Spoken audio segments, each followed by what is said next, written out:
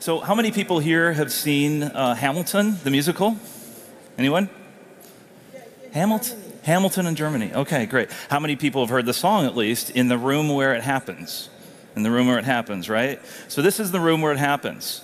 And it happened 10 years ago here at DLD, if we can pull up the slides here. So 10 years ago, our little flashback here, on this stage, it was exactly 10 years ago that David Rothschild and I were talking about ocean plastics. What in the world are we talking about ocean plastics for?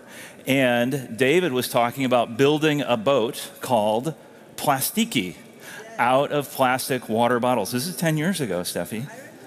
And so why in the world is he building a boat out of plastic water bottles and sailing from San Francisco to Australia?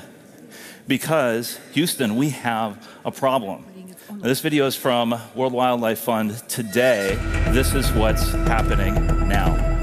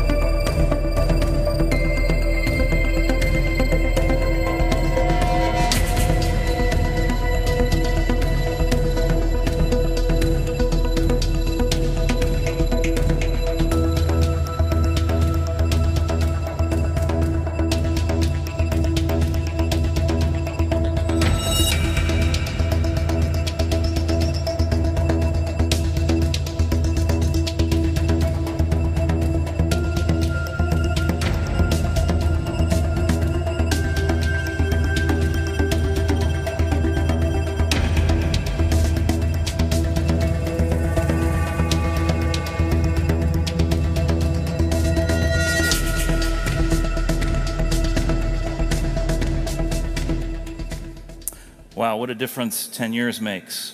So Heike, you're from World Wildlife Fund, coming up here. What happened 10 years? So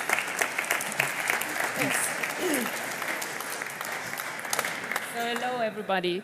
So we can't really find out what really happens, but it was luckily once hit the media, the story, and the pictures you just saw here, and there were some very good movies coming out, were broadcasted all over the world. And nearly at the same time, politicians started to recognize the problem. So it was put on the G7 agenda just 3 years ago. It was on G20, and they came up, well, with working groups, that's the first step, but they started to take care. So, I mean, this is actually, so 10 years ago, we're barely talking about this. We're building sailboats made out of plastic that people think, you know, an explorer is just doing a journey around the world on plastic water bottles. I mean, how is this a story of, you know, social change and media? I mean, what's the confluence here? I mean, this is, everybody's now heard of ocean plastics, right? In the last, what, 2 years? Yeah.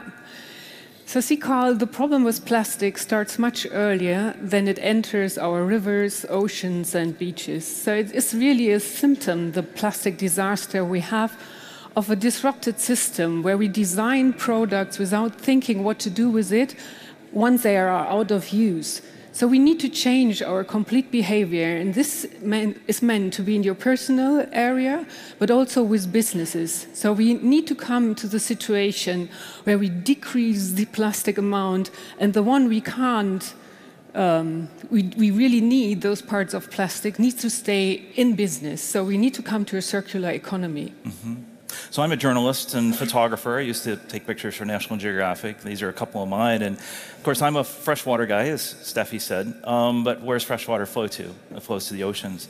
And I'm always curious about the sources. So where is all this plastic coming from? I mean, this is the Yamuna River in Delhi.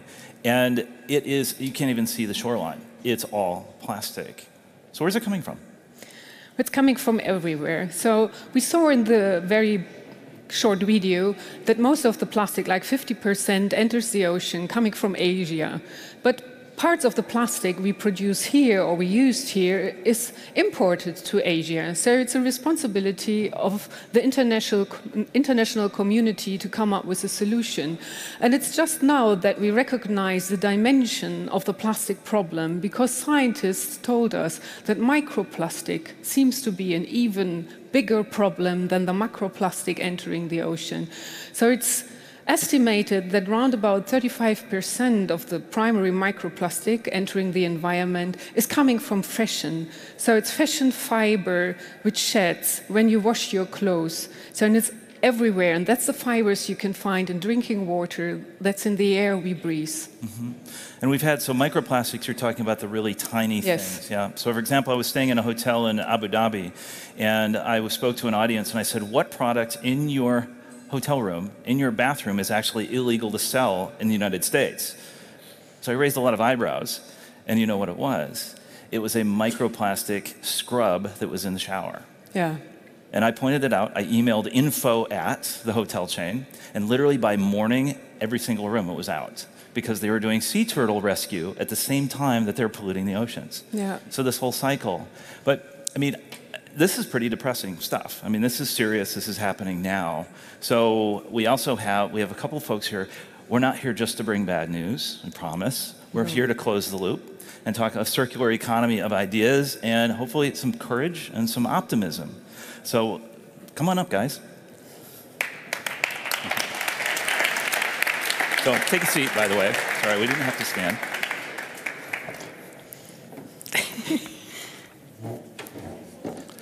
So, Marcella. Yes. Tell us, so you're an optimistic person. You're an architect. Definitely. Build things, right? Yes, right. So I'm going to give you this, and you're going to give us, we just give you a little taste of what's happening around the world on the front lines. So we're in the room where it happens. What's happening with you?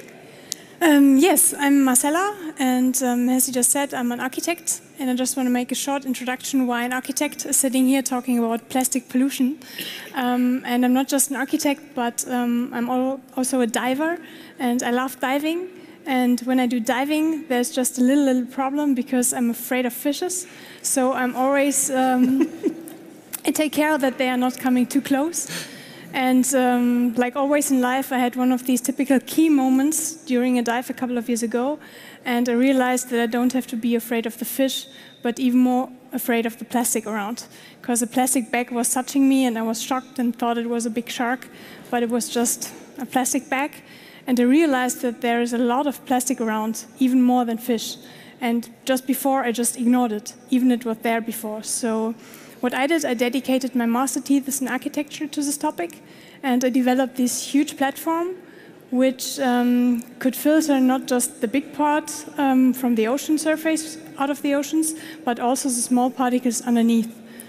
And this was just a vision a couple of years ago, but out of this vision, we found like a group of people working now with us. We founded an NGO called Pacific Garbage Screening 2 years ago. And now we're working with a huge team of volunteers we have two topics.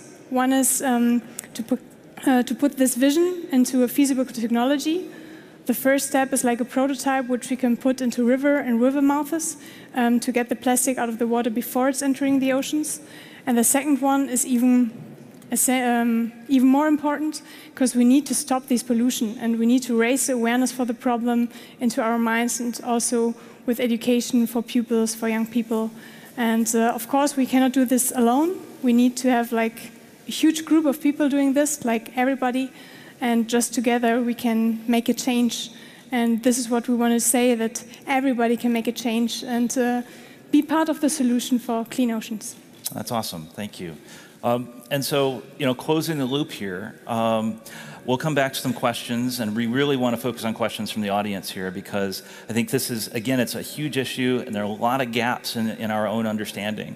So Sam, closing the loop, why in the world is a shoe guy a shoe company on stage here talking about ocean plastic. I'll try and explain a little bit. And maybe the shoe that I'm wearing, let's see if I can not fall off the chair by holding it up, can be a little bit of a metaphor for where adidas stands on the topic of ocean plastic. This was a shoe that we created and launched in 2015. So the first shoe created with reclaimed ocean plastic. It's actually built from a illegal gill net that was recaptured by Sea Shepherd, that we ground down into fibers and really learned how to build functional, high-performance product out of reclaimed ocean plastic. But for us, this has really just been the start of the story. So also using our massive sporting platforms to raise awareness around ocean plastics too, because we really believe this is a big international problem and that everyone, big or small, can become part of the solution. So we've put ocean plastics in the World Cup on all of our biggest federations. We had ocean plastic jerseys on all of our main football clubs this season. And we also have, for example, right now in the Australian Open, ocean plastic jerseys being played by the best tennis players in the world. So we really see this as a very, very important topic for us and a place where we can take a stand. Right, and not only you, but back to the customers, right? And so, yeah. Well, this is one thing that we really discovered. We do lots and lots of consumer insight work, and we found that for Gen Z, it's a really important topic. It motivates them to engage with a brand, and they expect brands to be doing something around these big global environmental problems. And for us, it's not a philanthropic topic. It's something that our consumers really demand from us. Lots of people today talking about consumer centricity, and we're really trying to pull environmental topics, consumer desire to build beautiful shoes and T-shirts that people can fall in love with as well. Wow. Okay. And Marcella, this is a big, ambitious project, and yes. there are a lot of kind of capture pieces. I mean, we have source, we have capture, and we have reuse, right? So I really want to know more about the capture side. I mean, it seems like there are a lot of efforts underway. How does this fit in? The project itself? Yeah. Mm-hmm. The vision was like a platform which is located within these garbage patches. And it's not just on the surface, but the small particles, they are like accumulating within the first 30 to 50 meters.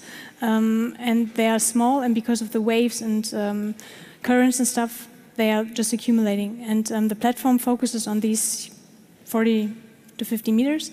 And what we are now doing is like even more important that we start with the rivers, because 80 to 90% is getting into the oceans from rivers. So it's even more effective to start there, and it's even more realistic to build a prototype which we can locate into these hotspots where it's entering the ocean. So this is our next goal. So I want to come back to the consumer part. What kind of demand is there? Because if you go to Asia and you get these little sachets of, I mean, milk comes in a plastic bag. Detergent comes in little plastic bags. How do you stop that at the source? How do you change that culture quickly?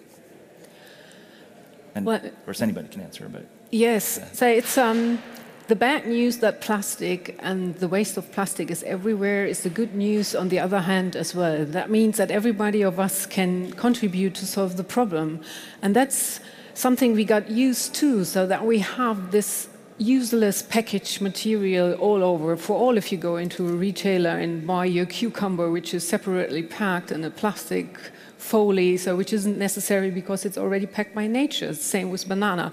So we just need to learn and raise awareness that this is not any longer acceptable by consumers. That was Sam said. So people with knowing the problem or getting aware of the problem now, the expectations of the people raise that those who are responsible come up with solutions.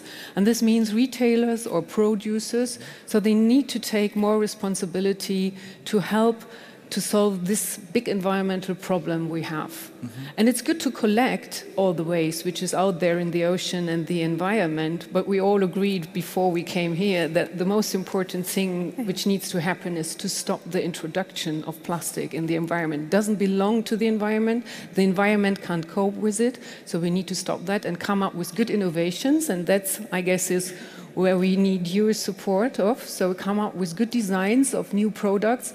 When you use plastic, that it is reusable 100 times at least. so that it can stay in the circle and not entering the environment any longer and doing harm. I mean, maybe speaking as a designer as well, it's a very different way of building products too. I think when you shift to building things for circularity, for end-use recycling, you're really going to construct product in a very different way than you have done before, which is it's a really exciting design challenge, but it's going to lead to brand new products eventually too. I think it's a very interesting subject for consumers too, because once you've seen the problem, it's very difficult to unsee it, and it's a incredibly easy way for individual consumers to make a difference to a big global problem. By electing to not take the plastic lid on your coffee, you're reducing the amount of plastic that's ending up essentially in the ocean, and small changes in consumer behavior will have a big impact. And it's a big opportunity as well. So no chance to unsee it. So you guys have all seen it now, right? Yeah, but it's really true. When I started to think about the topic, I cannot stop seeing plastic anymore. I see it everywhere. And once I dedicated my master thesis to this topic, and now I really dedicated my life to it, because it's a problem which I see every day and every single day. And with every people I'm talking about, it's always like plastic coming up. So it's really, really important. And I think we can make a change, definitely. Mm-hmm.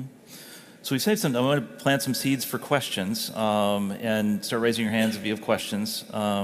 Great, and because we have if we can get a microphone over here in a second, because this is a grand challenge. So if you were to challenge, and I hope we'll come up with this in a minute, the DLD audience. This is an amazing audience of innovators and courageous, optimistic people, right?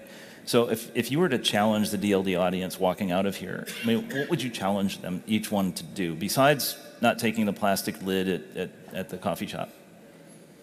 To change the daily life. Daily life, or remember, we have influencers here, we have technologists here. Yeah. Yeah. And I think when everybody thinks about what he used today, packed in plastic, and he's changing that tomorrow, and everybody's doing that. Because most of the time people think, oh, when I'm just a single person, I cannot change anything. But when anybody do that, we can change a lot. And even every single person can do that. For example, this little girl from Sweden, Greta, she changed a lot, and she's just a little girl. And she changed so many things.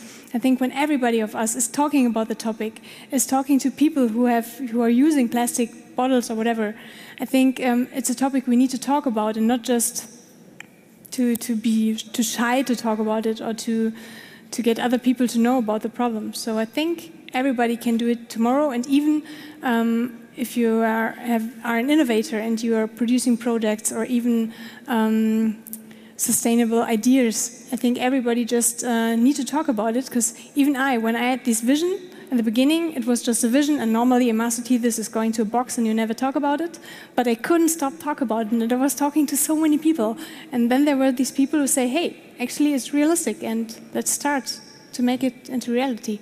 Right, Sam. I mean, maybe something to add. I think clearly it's a big global problem that needs solutions that we should morally want to engage with. But I think maybe a message to investors or people with companies, it's a consumer demand that your companies address these kind of problems. It's not about projecting it. It's not a marketing story. People will be turned off from brands that don't address these issues. I think. I would have loved to have heard the conversations in the boardroom too, on the value and values pieces. So we have a question in the audience, and state your name if you could. And I'm Jan Schulze from Acton Capital. I would like to understand in the direction of Adidas. I would assume that probably 90% of your products are made out of plastic. What are you doing, or what's your vision on actually getting rid of plastic and don't produce shoes anymore out of plastic? Because I would assume if you would not be able to externalize the cost for producing plastic products, you would probably start thinking much quicker about how to change your products. I mean, it's a great question, and it's a paradox, right? So we believe that through sport we have the power to change lives, and that physical activity can be a solution to big 21st century problems, anxiety, obesity. But to build the products that you can perform in, plastics are very good performance materials. So to build really great high performance football shoes, it's difficult to do this. We've made a brand commitment, we've made a moonshot declaration to get all virgin polyester out of our production by 2024, so to stop making things with brand new plastic. And clearly there's enough plastic in the world for us to build product for a very long time. So once we bring recycled plastics completely into our ecosystem, we've made a big step in the right direction. And obviously circularity being something we really want to look into, that we would take shoes back into our ecosystem and then recycle them and use them again. But also other material innovations, looking into biofabrication and also ways to biodegrade plastics to take their impact onto the ecosystem away. So we're very committed in lots of different directions to reduce our impact. But we're aware that we make shoes out of plastic. But we want to move from being part of the problem to part of the solution and start something big, start a movement. Right. Another question back here, right behind. There you go. Which is great. Thank you very much. It's been really amazing to watch adidas. However, you probably would not answer the question that a major issue is really in a business model, which means producing more and more in order to sell more. How do you sell that wonderful idea to your board of directors and to the enterprise, which is based on obviously an old-fashioned business model? I'd argue that once we bring reclaimed plastics completely into our supply chain and stop using virgin plastic, that consumption can become part of the solution too. I mean, the majority of ocean plastic isn't made of sneakers. They're part of that. But once we start pulling this out and putting it into products that people are using for longer, developing circular ecosystems, we can make consumption part of a solution to this as well. Great. So, Heike, are you seeing companies come to WWF and come together to help take on this challenge? I mean, they're stepping up like Adidas? Well, I think that a lot of big companies recognize the responsibilities they have. So just a few days ago, they came up like 200 companies, I guess, with a voluntary commitment to set up a fund to help to tackle the problem, which is good, but it's not enough. If that would be all, it would not enough and would not meet the expectations of consumers and wouldn't help to solve the problem. So we need those types of internal policies where you come up with measurable targets in a good time frame, where you say, we just don't want to use virgin polyester any longer. We get rid of all this unnecessary wrappings in plastics we have. And next to it, so voluntarily activities are very good because they show commitment, but I think we need good law as well. So because it helps companies to compete on markets on the same circumstances. And there is willingness. And I can tell you, so because I think it's so motivating, so it's not done already, but I'm working as an environmentalist since 20 years on oceans. And oceans are under tremendous threat from overfishing and oil pollution and everything. So we don't move forward really quickly. But with plastic, once it was on the agenda of the media and the public got aware, and there was an opinion poll in Europe where they asked people, are you concerned about the plastic problem? And more than 85% of people answered that they are really concerned about the environmental impact of plastic on their own life and on the environment. So the EU reacted. This is the first time I saw a direct reaction to the people's opinion.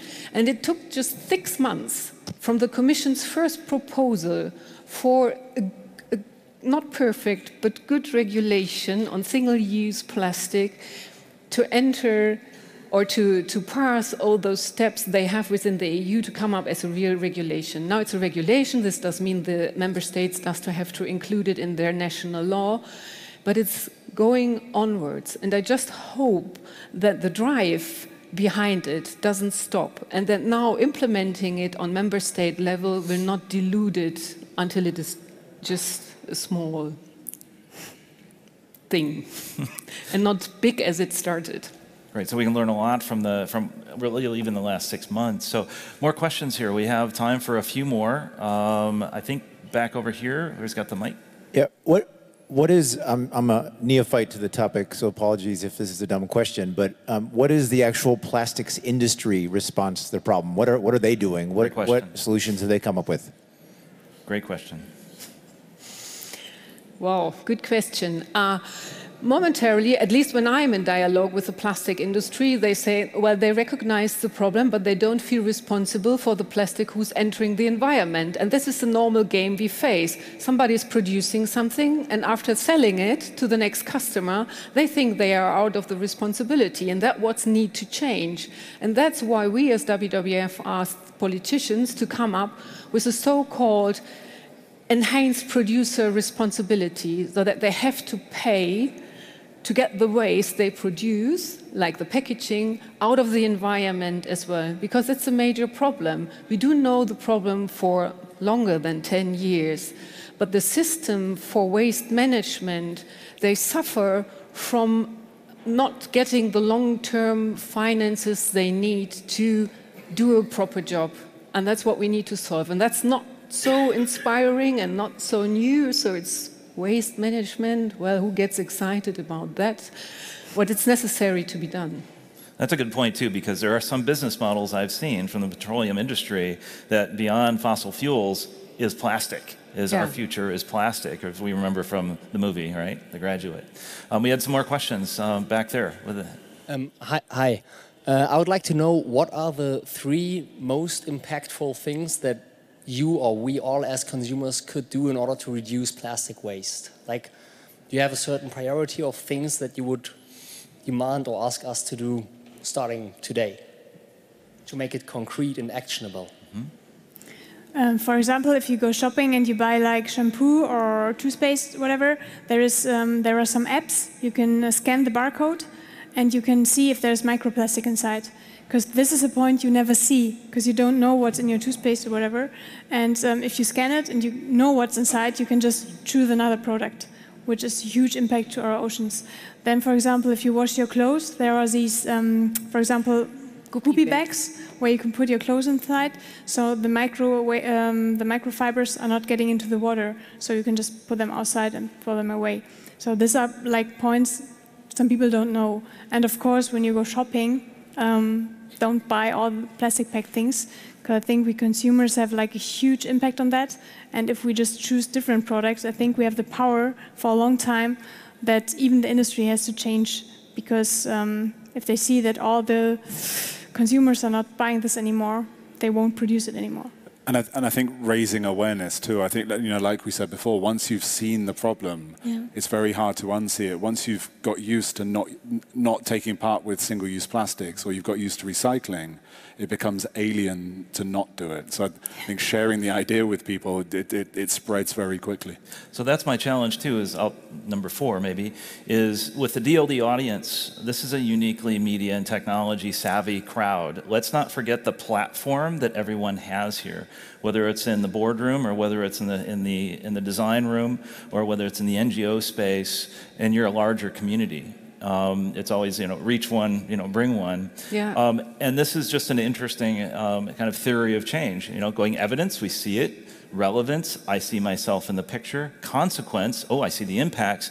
Now we move to action. What we need to do is speed this loop up much faster. And there are some other great examples too, as you mentioned, bye-bye plastics, right? Here's the title of our session. Kids can form movements. We can all form movements. This is what's driving this issue so quickly. So I think we have time for, unless you guys have another comment on that, we have time for maybe 1 or 2 quick questions yet. Who has the microphone? Back here? Or, okay, we'll get there in just a second. But again, don't underplay the platform here. I think we all forget that our social media networks and our kids, the younger generation here, they're ready to move on this. And movements like this in Bali and other parts of the world to clean up the plastics. Yeah, back here. Yeah, hi there. So I'm on the board of a company called TIPA Corp, which develop biodegradable compostable plastics. I think a lot of people are not aware that there are other solutions, okay? Because as you said in the charts, 91% cannot be recycled at all, okay? So I think that goes into what we can do as consumers. We can also choose other alternatives, as well as brands can choose other alternatives. Great, choosing other alternatives. And for example, on my flight over on American Airlines, it's all compostable. I just wanted to make a comment. It doesn't mean that 91% is not recyclable. It's not recycled momentarily. Good that's the true figure. So there are possibilities, and there are a lot of good innovations in the way you described it. But what we really missing is upscaling of those ideas. So we need to be much faster, and it needs to be much broader implemented.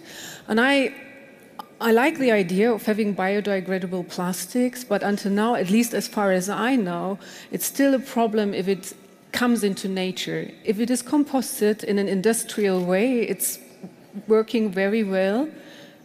At least that's what you can buy on the market. But if you have another one, perfect. Mm-hmm. Great. Time for a very quick question right here in the front. If we have a microphone. Very quick. It's a great panel. Thank you. So it seems that there was sort of a tipping point when suddenly, I think it was October, they discovered plastic inside the human body, that we had poop microplastics. This Austrian study, which made it very visceral and immediate to people that this is something that doesn't just affect turtles and things, but actually affects us. And I've actually been really impressed with the speed at which the discussion is progressing around plastic and single-use plastics and policy changes and so on. And it seems that it's kind of left climate change for dead in a way, because climate change, one still has the struggle that it's invisible and that it doesn't necessarily, we don't see the immediate health effect. Is there something that climate change can learn from what's happening right now with plastic? Good point. And right down the line, and then we're on to optimism and courage. Yeah. What can we learn? Well, the advantage with the plastic disaster is that it is visible. And as Carl already said, so people do have the feeling that they can contribute themselves, that it's much easier or much directer than instead of not taking the plane to the next vacation and contribute to stop climate change. So you can stop or can help to solve the plastic problem while you change your shopping behavior. So, but it is, as with the climate change, it's not an easy solution. We always want easy solutions, but it's a complex problem and it's a global problem. So I can just ask you, stay engaged, become part of the movement, try whatever you can in your private life and look into your own business. Where can you stop plastic, single-use plastic as a first step and then in long term? And on the capture side, and Marcella, when we're back here next year, what are we going to see? Hopefully, we have like a feasibility study or working on it even more to make it reality. And I hope that we really made an impact on the people, because that's what I realized from the last 2 years. We cannot do it just on our own, and even not with our organization on our own. So we have to put all the organizations together. For example, at the moment we are on the trade in the boat in Düsseldorf, and we are together there with on one point with some other organizations, and it's a really, really good topic to work together and not to do like competition or something, but to deal together on the same goal. Great. And Sam, last word here. I think from us, you're going to see more and more products featuring ocean plastics. You're going to see less and less products featuring virgin plastics, and us using our global platforms to share the message and raise awareness. So incremental development and heading towards our 2024 moonshot. Great. Well, I think we all learned that really incremental is not an option in our optimism and courage. And hopefully it won't be 10 years, I can guarantee you, until we're on stage again talking about it. Hopefully next year we'll be talking about much cleaner oceans and what we all did to help. So thank you all.